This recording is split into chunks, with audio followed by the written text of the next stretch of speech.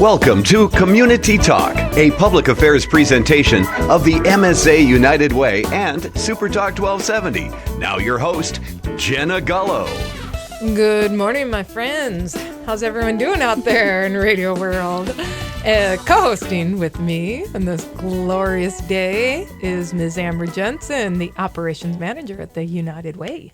Good morning, everyone. How are you, Amber? Haven't seen you all morning. I know, you've had a busy day. A little bit busy. But it's good. It's good. I always talk about, having people feel bad for me or really good for United Way because we are out there just on the campaign trail. Today I had an 8 a.m. presentation, had to run across town for an 8:30 a.m., then I had a 9:30, then a 10:30, and now this hour-long show. I'm really tired of hearing myself talk. It's like, wow, how much more do I have in me?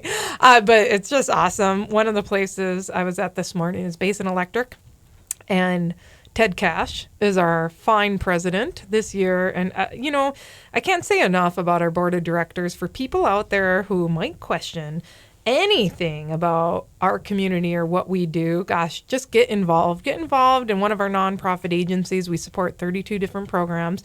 Get involved in a committee or our board at United Way. They're not afraid to make the tough decisions. That's number one.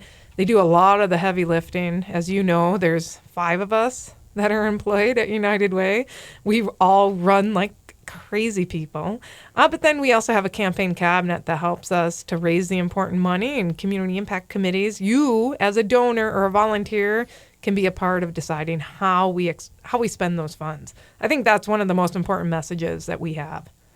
Yeah, and it's also a good way if you're new to the community to network with new businesses in town, get involved. Our Women's Leadership Circle is another opportunity to get involved, and that's women who give $500 or more to United Way on their own, and they just finished up their Little Black Dress campaign where we had about 60 women wearing the same black for the whole entire week to signify what it would be like to only have that one outfit in your closet to try to get a job or to work in this community, and how we can lift those women up to be really successful in life. And so we just finished that. They did a community baby shower in June. And so they're really about giving back and making sure that those around us are as successful as we are.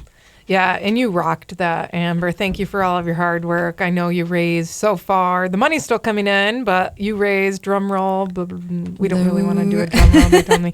How much so far to date? I would say we're right around that 35, but wow. I wouldn't be surprised if that continues to increase. Yeah, and that's in just 1 week, and that doesn't include all the in-kind gifts. Correct. That is awesome. Yeah. How awesome. How sad it was for me. The day after our event, we had food left over. So on that Saturday, brought it over to the domestic violence shelter that we support. And, I've been there, hundreds of times, I would say. But this time when I walked in, was buzzed in, because they have good security there, of course. There was a woman on the couch with just the biggest and worst black eye. Did I tell you that? Mm-hmm. I mean, from her middle of her forehead down to her middle of her cheek, swollen, every color under the sun, her eyeball was bloodshot red. It just, you don't become numb to it, thank God, I guess, but just angers you, really frustrates you. And then a woman in the kitchen, her arm was broken, trying to take care of her 3 kids. Just makes you so mad that people have to go through an experience like that. But on the other hand, if it wasn't for your help through United Way, we would not have safe shelters for people to go to. We would not have transitional housing for them to be able to get back up on their feet, where they're able to, learn whatever skills they need to break out of that cycle of violence. So I thank everyone in our community for giving to United Way. It's not too late. We're running our campaign through the end of this year, but you can actually pay on your pledge through all of 2016. So many of our companies, and Amber, you've been a big help with this, do employee campaigns.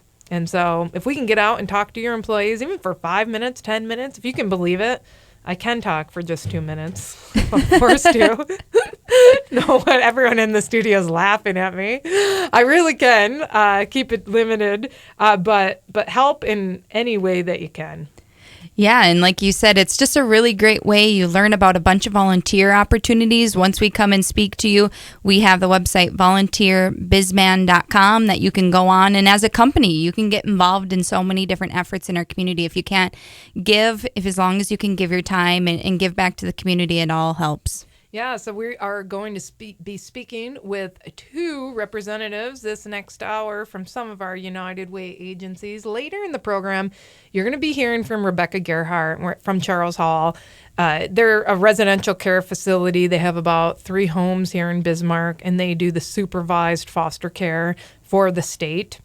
This morning we were just talking about a young lady who was in a cage, kept in a cage by her parents. But sooner, in just a couple minutes here, you're going to be hearing from Pastor Paul Schauer from United Way's Wilton Mentoring Program. So we hope you'll stay tuned for the next hour. Nice talking with you. Come back in just a couple minutes.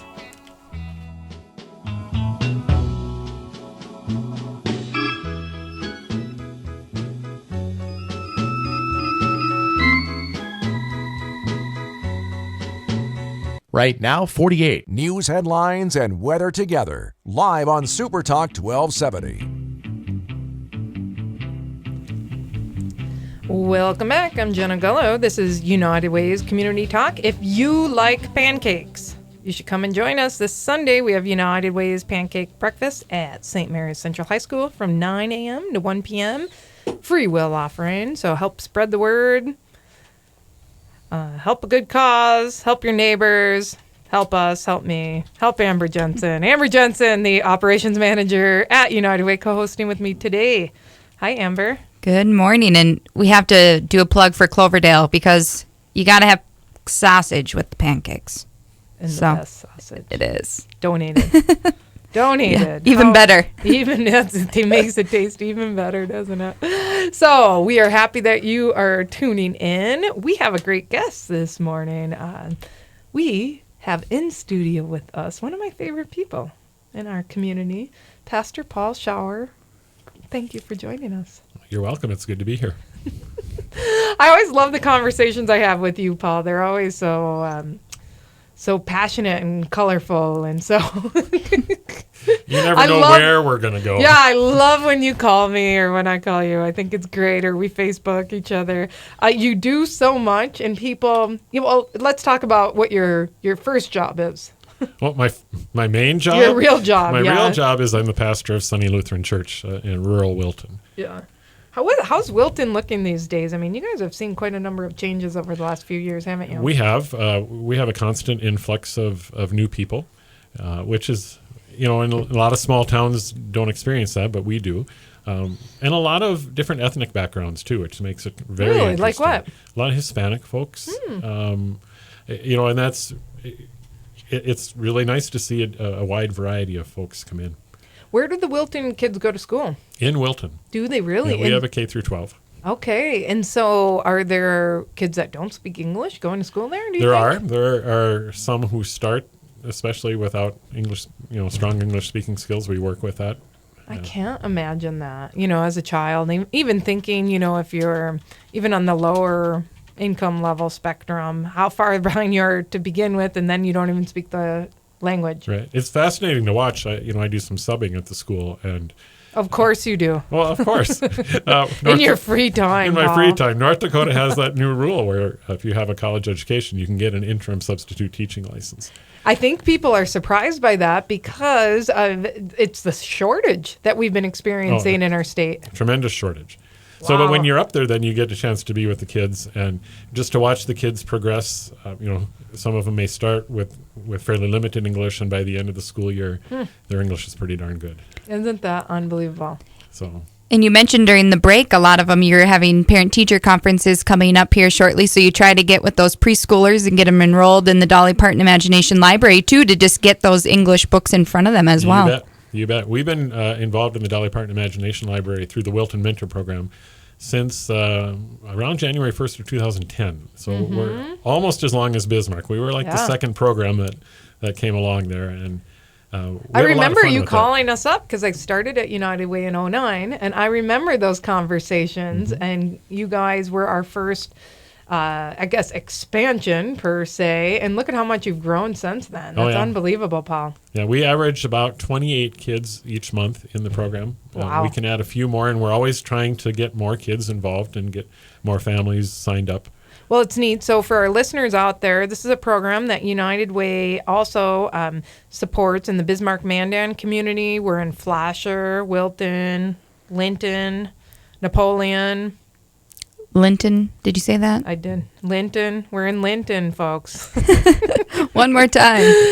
So any business out there, anyone with a 5-year-old, get them enrolled in the program. It's for kids under the age of 5. They receive a free book in the mail every single month. Mm-hmm. And in our case, we fund it. So we're not relying on United Way donations. We're funding it ourselves through the mentor program and the Women of Wilton, the Wilton Lions, and the Wilton PTO. No we all kidding. chip in. And then now a wonderful grant from the North American Coal Company. Yeah, that was pretty exciting. The First Lady of North Dakota helped us work with the North Dakota Petroleum Council and then again helped us with North American Coal. Right. So now they do a golf tournament for us to be able to offer the Dolly Parton Imagination Library in so many of these rural communities in North Dakota. So if you are not yet a community that offers this program, please give our office a call. We'll tell you how to get it started in your area. Right. And if you're in the Wilton area or the Regan area and you're not signed up yet, call me, please, and we will get you on the list. Perfect. And what is your number there, Paul? 734-6485 would be my office number. Again, that is 734-6485 to get enrolled in the Dolly Parton Imagination Library in Wilton. Yep. So we are talking with Pastor Paul Schauer, which I have to tell you, a volunteer spelled your name when you called the other day, Shower. Yeah, that's someone not from North Dakota, right? 'Cause all of us German Russians know how to spell that name. As a younger gal, I said, "Did you ask him to spell his name?" No, he was talking so quick. It sounded like he wanted to get right off the phone. So I thought that was funny. But Pastor Paul Schauer, with the Wilton Mentoring Program, tell us what that program is all about. The Wilton Mentor Program started about 20 years ago now. We, with a coalition of folks in Wilton, all different senior center and school and law enforcement and churches and other folks in the community, we were concerned about the direction some of our youth were taking. About that time we had a drive-by shooting and we had a murder, and we didn't like that. Kidding. So, and for our listeners who might not be familiar, Wilton is right outside of Bismarck. And what's the population? about 800, 800 folks, yeah. counting all the dogs. Yeah, down the road, maybe 40 minutes from Bismarck, right? 20 minutes. Oh, 20 minutes. If you're going, It seemed like 40 minutes. The way you drive, it's about 10 minutes. But we wanted to be proactive back then, and so what we did was we started an organization, created a nonprofit. It's not a church-related organization as such. I mean, it does have some ties to Sunny Lutheran, but it's not. It's its own organization. And we do a number of things throughout the year. Our big thing is a leadership event. We take a group of kids out to the Red Lodge, Montana area and spend a week in the mountains backpacking and learning leadership skills and some strength things and climbing and hiking. And this last year, shoveling snow off of our tents and fun stuff like that. And we do other things like the Dolly Parton Imagination Library. We do some work with the 4th, 5th, and 6th graders with an educational lock-in kind of thing. We're involved in service projects too. Each participant's asked to give 5 hours of volunteer time, and that usually involves ditch cleaning. I was going to say, get them involved in our Day of Caring. We do. We do Good, the Day good, of Caring good. every year. All right, perfect. And we also work with organizations. Sometimes United Way calls me and says, "Hey, we got a group that wants to do some volunteer work. You got anything to do for them?" And we just had 40 kids from the Dakota Adventist Academy up the other week doing a service project with us. What'd they do with you? Cleaned ditches. Oh, my gosh. So if you drive up by Wilton, the ditches should be pretty clean That's yet. a tough job. It really is, and they worked Keep our hard. community looking so beautiful. Yeah. So, Paul, talk to us about who are the kids. Describe for us a child who goes with you on this leadership. Well, we have a wide variety. They're male and female, 7th to 12th graders, where the kids, and then the mentors are older folks. We have a lot of mentors now who have been through our program, who have gone maybe every year and then come back when they're in college and come back to be mentors for the younger kids. But they'll be, some of the kids are kids with a high sense of adventure, and some of them are kids who may never have been out of the state. may not have been off the couch very much. And then we load them up in a backpack and hike them up into the mountains, and it's kind of fun to see. At the end of the trip, we have to do a survey with them, and one of the things we ask is, name 2 strengths that you discovered while you were here, and something that surprised you about yourself while you were on the trip. And a lot of times I couldn't believe that I could actually make it, that I could carry a pack, that I could get along with all these other kids. Because we have kids from, not just Wilton, from around the area. And then we also have, the last couple of years, have had Charles Hall youth and adults participating with us, too. So children that, could be receiving psychiatric services or living in a residential facility that, may not have had the opportunity for these types of experiences, yet alone even positive interactions with their peers. Right. Very few kids have actually done this before. Wow. And so it's always kind of fun to get them up there and see what they can do, and hope they make it back alive. We've never lost anybody yet. That's a good stat right there. Yeah, right there. No one has died on our trips. That's right. But what's one of the most surprising things over the last years that you've seen the transformation with these kids? I would say, some of the kids who come in that have very low self-esteem, and then by the time we're done, when we're asking them, what strengths did you find? And they are so surprised that they can actually name a strength. They've discovered something within themselves that you can watch their eyes brighten up and the smile come. And I've had to work with a few of them to help identify those strengths. Mm-hmm. But it's just fascinating to see that change, that transition from not thinking you are worth anything to realizing that you actually can do something. Yeah, that's pretty amazing. And so do these youth have to apply to become a part of this leadership program, or how does that process work? We do have an application process, but it's very simple, and it's more or less so we have basic information. And we divide our groups up kind of on skill level and gender level sometimes. So. Thank you to Pastor Paul Schauer for the work you're doing, not just in the Wilton community, but really changing lives for the youth in Bismarck, Mandan, and surrounding areas. We will be back. We'll be speaking with Rebecca Gerhardt from Charles Hall.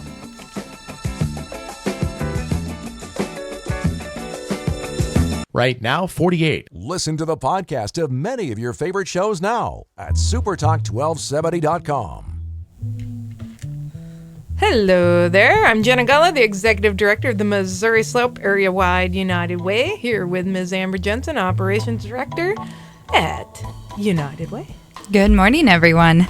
This is kind of fun. Thank you to Town Square Media, Supertalk 1270, and Jim Walsh for helping us. We are here every other Tuesday from 11 to 12. So if you ever have a community event, if you are deeply engaged in helping others through our United Way, let us know. We'll have you on air. We like to highlight the good work that our donors, volunteers, and agency partners are doing. It takes a lot of us to join together and make this all work. We know that it certainly doesn't happen just on our own.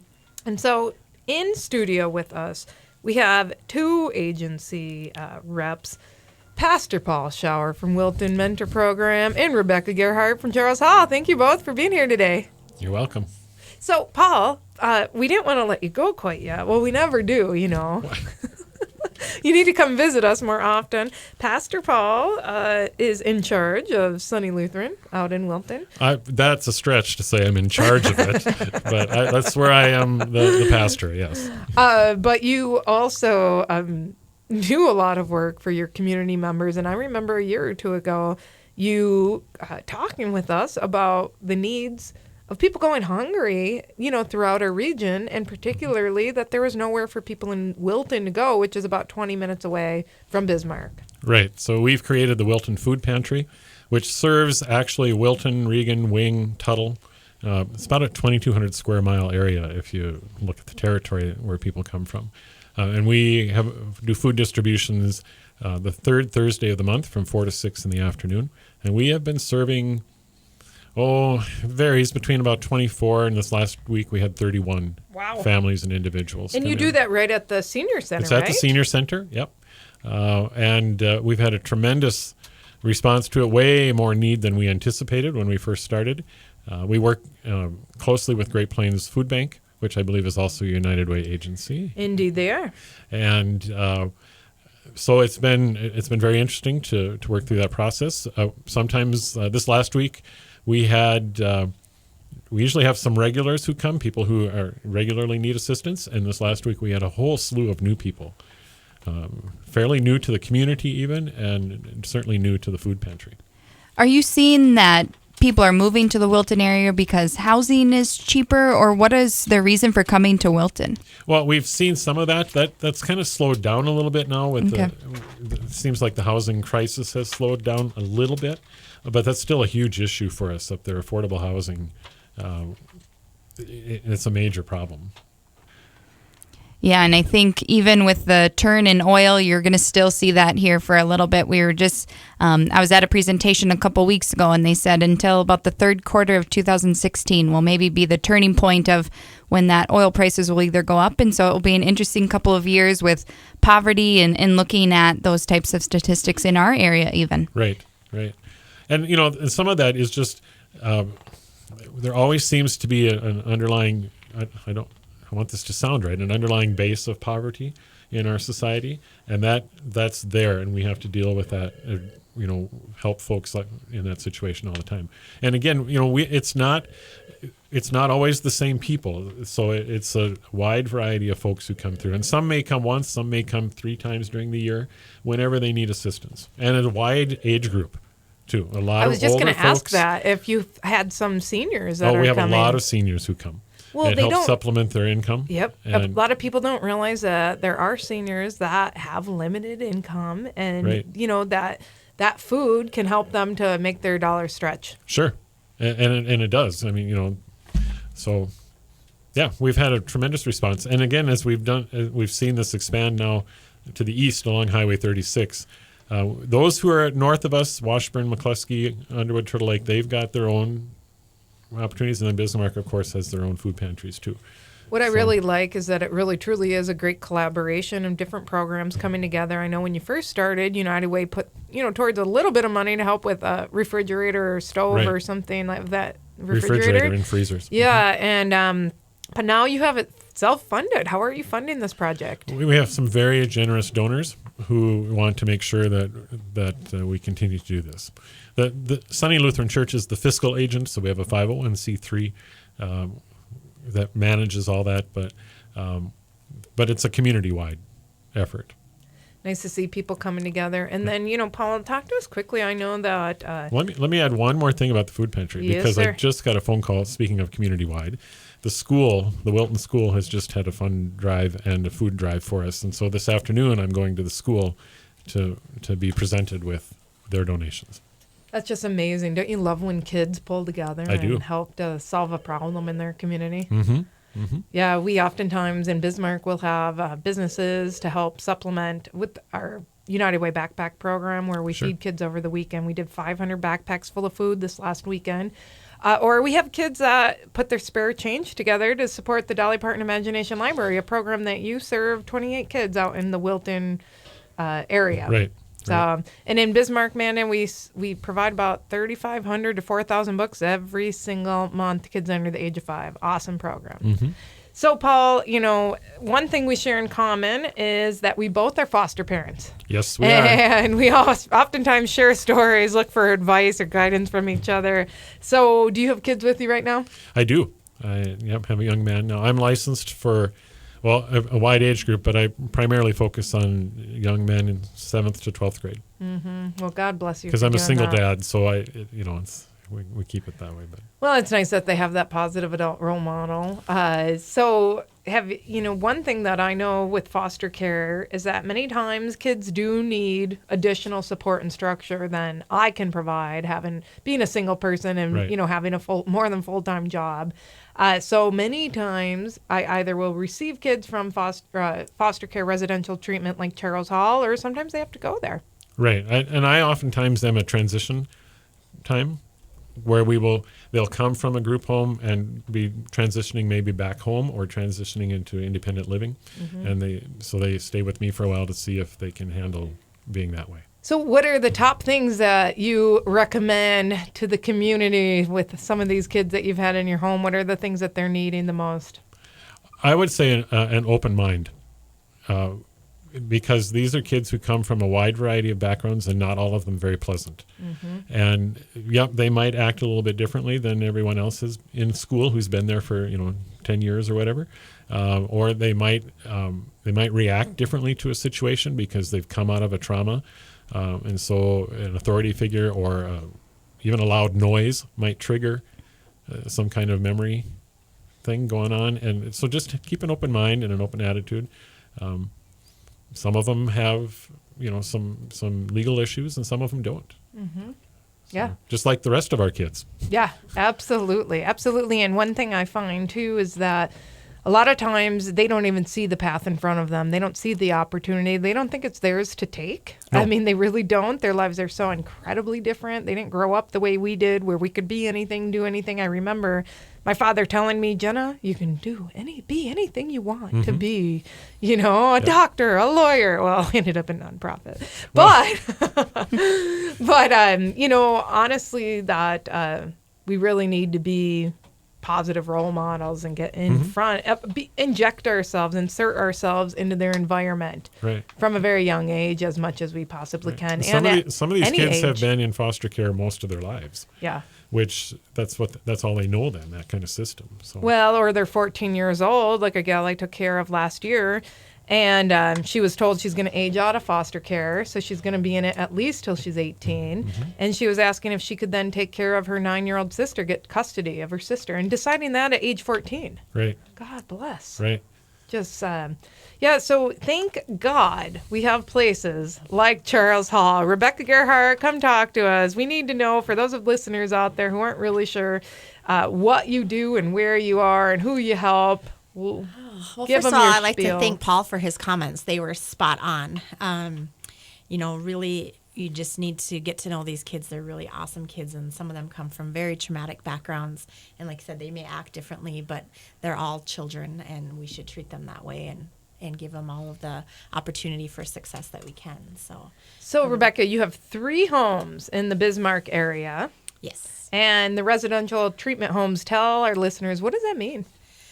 We try to keep our setting as much like a family as we can. So instead of in a facility that's locked doors and windows and we do school and everything in-house, we try to utilize the community as much as we can. So we actually have 3 homes in the community. Each one of those homes have 24-hour staff, and they have 9 children that live there as a family when they're placed with us at Charles Hall. And they go to they go to public schools. They go to events in the community. We're going to the Haunted Fort this weekend. We participate in opportunities such as the Wilton Mentor Program that they provide. We go to basketball games, just all of the things that we would do as a family living in this community as well. Yeah, and things that those kids would probably never have the opportunity to do and be out and do everything like everybody else enjoys. And so 2 of your houses are for girls and 1 for boys, is that correct? Yes. Okay. And then how do you go about getting those kids? How do they get referred to Charles Hall? They are referred to us by the county. So the county has to have a court order of custody for those children. We don't take any private referrals from parents. But if they go to the county and say, hey, I need some help, I can't handle my kid, I need for whatever reason, I need a court order to remove them, then the county has legal custody of those children, and they place them with us. Great. I want to learn more. Rebecca Gerhart, Charles Hall, you are listening to United Way's Community Talk. We will talk to you in just a couple minutes. Join us.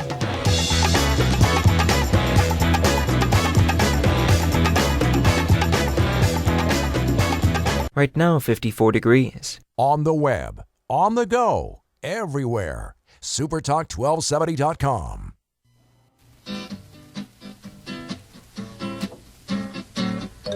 Welcome back. I am Jenna Gullo, the Executive Director of the Missouri Slope Area-wide United Way, hoping that you will get involved this campaign season and even in non-season time. We need your help. Go to volunteer bizman.com. We have a slew of volunteer opportunities, whether it's one-time, short-term, long-term groups, whatever it is you need. We are here to meet those because we really want to put you to work in our community because there are so many needs. Unfortunately, there are 1 in 5 people living in poverty. We know 1 in 10 are suffering from hunger. And this is ridiculous. This is North Dakota. We can take care of our own, and we can only do that through your help. We're talking with Pastor Paul Schauer, and he was doing a plug for his mentoring program. So if you're out there, you know any kids in need, they do a great camping trip every year out to Montana.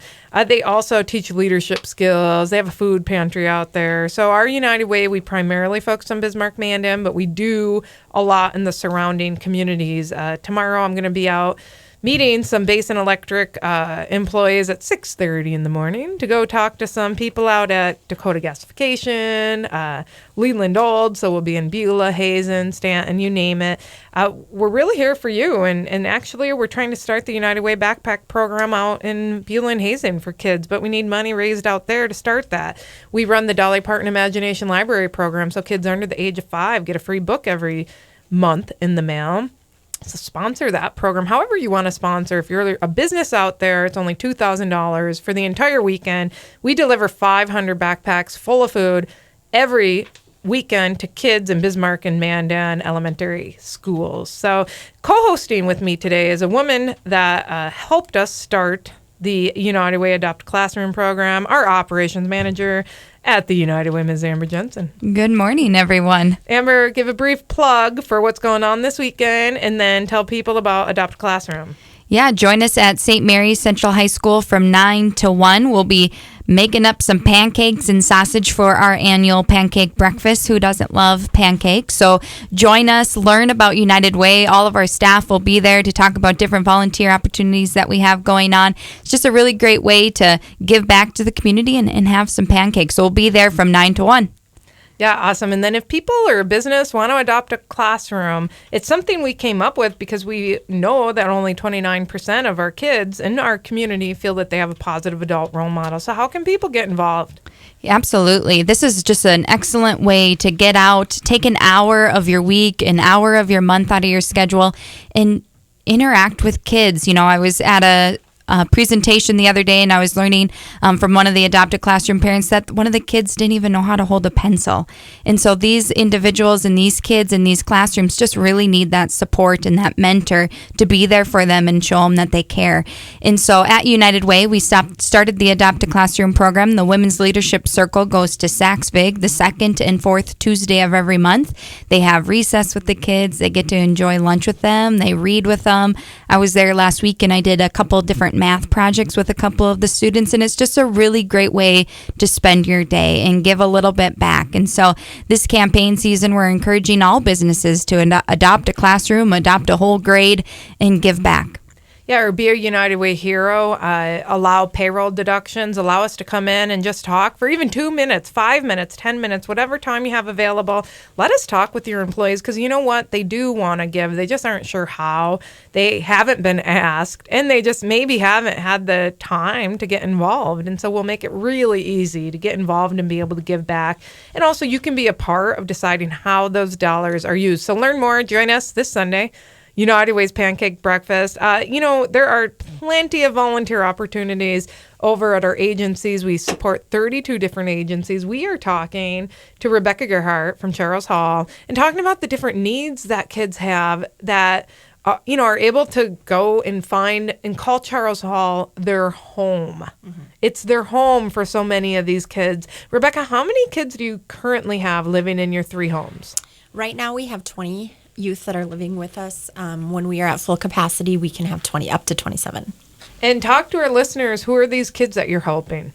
Our kids range in age from 12 to 17. They come from all over the state.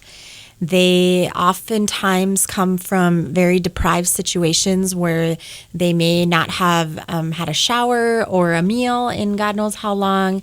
They don't have clothes that fit them. They may or may not have been going to school.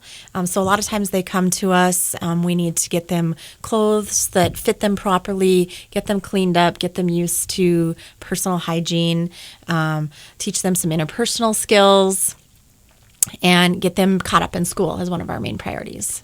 And I think that's what I appreciate about Charles Hall. It's not just a place that they come and sleep for the night. Right. You guys are really getting them involved in the community and making sure if they leave Charles Hall, they have those skills to be as successful as other kids in that community. And I know, do you guys do addiction treatment as well when they're in the house? Yep, we have in-house counseling and in-house addiction treatment, as well as an independent living program and a health rec and fitness program. And you're doing the health and rec fitness program, is that correct, Rebecca? I am. I used to do the independent living. I've kind of been all over, but right now I'm in charge of the health rec and fitness, yes. And then that program is called Thrive. Can you tell us a little bit about that program? Thrive is kind of a popping word lately. I kind of see it all over.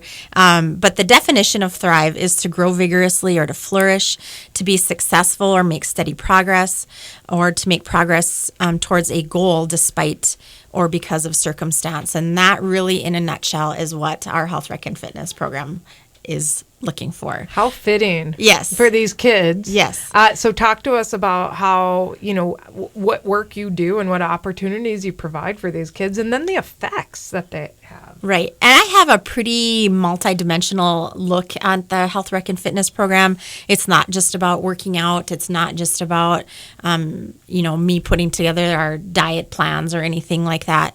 One of the things is I tried to coordinate activities with the homes, again, to make it seem more like a family atmosphere. So I make sure that the house staff are aware of, a homecoming game or the haunted fort, or maybe right now our kids are learning how to curl at the Learn to Curl with Capital City Curling Club.